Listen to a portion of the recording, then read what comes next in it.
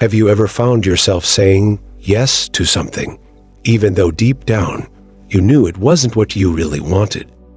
Maybe it was agreeing to help with a project when you're already stretched thin, or attending an event that you didn't have the energy for. It's easy to fall into the habit of saying yes out of politeness, guilt, or a desire to please others.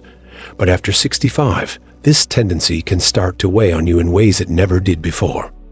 The truth is, saying no isn't just about setting boundaries.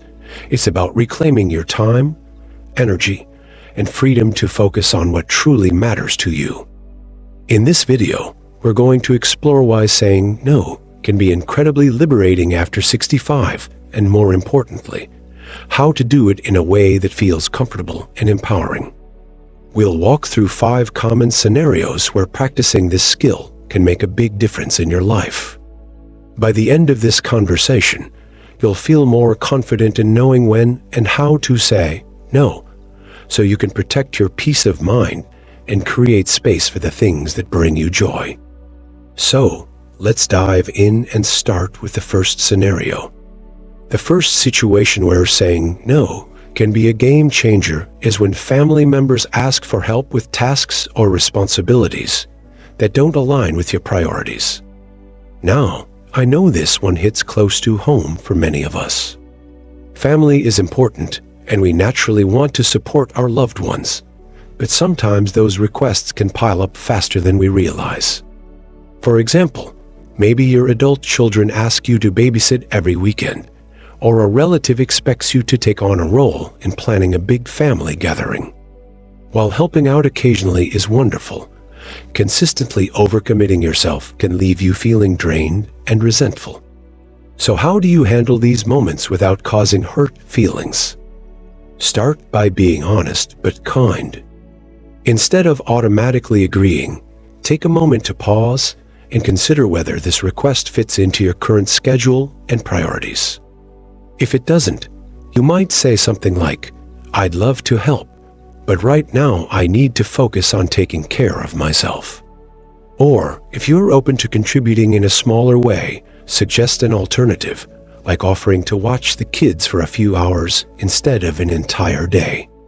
Setting these gentle boundaries not only protects your well-being, but also teaches others to respect your limits.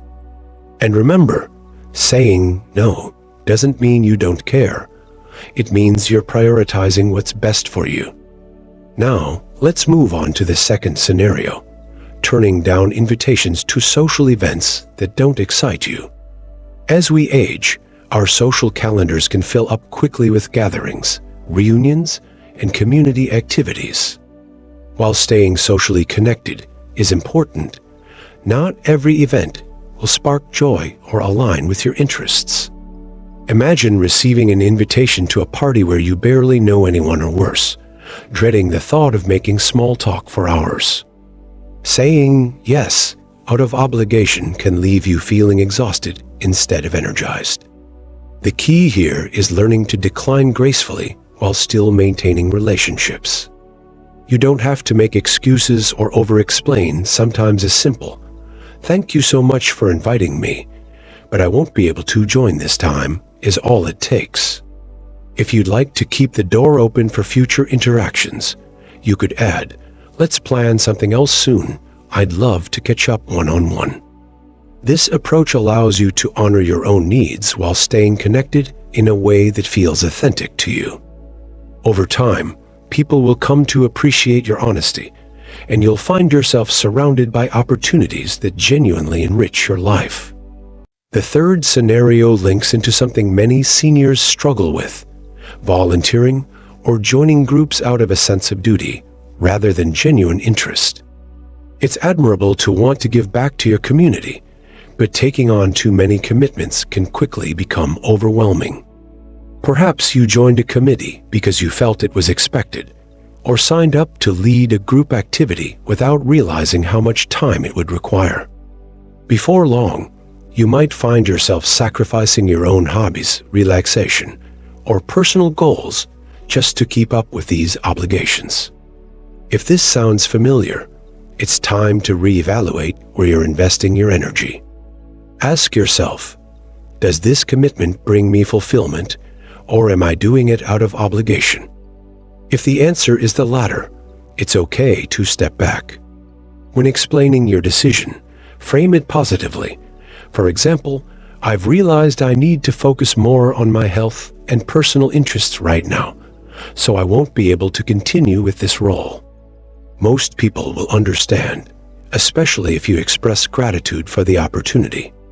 Remember, saying no to things that don't serve you creates room for activities that truly light you up, whether it's gardening, reading, traveling, or spending quality time with loved ones. Now that we've covered saying no to family requests, declining unappealing social events, and stepping back from overwhelming volunteer roles, we're ready to talk about the next set of scenarios. These upcoming examples will build on what we've already discussed, giving you even more tools to practice this essential skill in everyday life. Stick with me, because these next steps could be exactly what you need to finally feel free to prioritize yourself and live life on your terms. Let's keep going together. The fourth scenario where saying no can be incredibly liberating is when it comes to financial requests or pressures. Let's face it, money can be a sensitive topic, especially within families or close circles. Maybe a relative asks for a loan, a friend suggests an expensive outing, or you're encouraged to invest in something that doesn't feel right to you. It's easy to feel obligated to say yes, whether it's out of guilt, a desire to help, or fear of disappointing someone. But agreeing to something that strains your finances or goes against your values can lead to stress and regret down the line.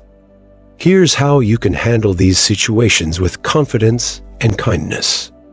Start by being clear about your boundaries when it comes to money.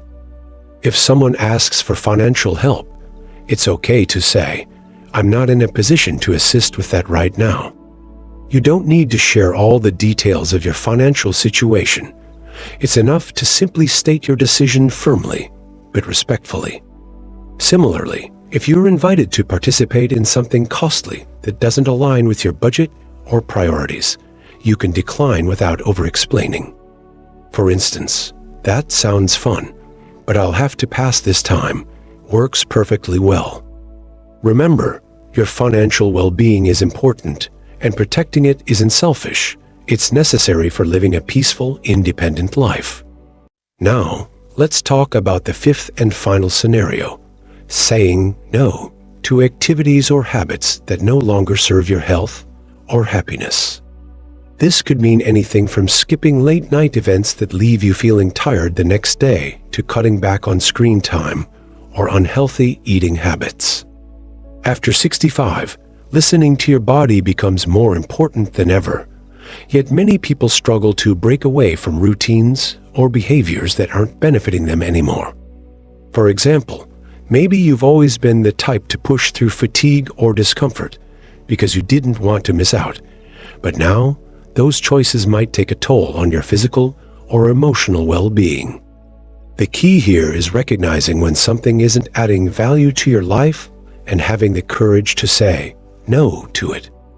If staying up late watching TV leaves you groggy the next morning, it's okay to turn off the screen earlier and prioritize rest.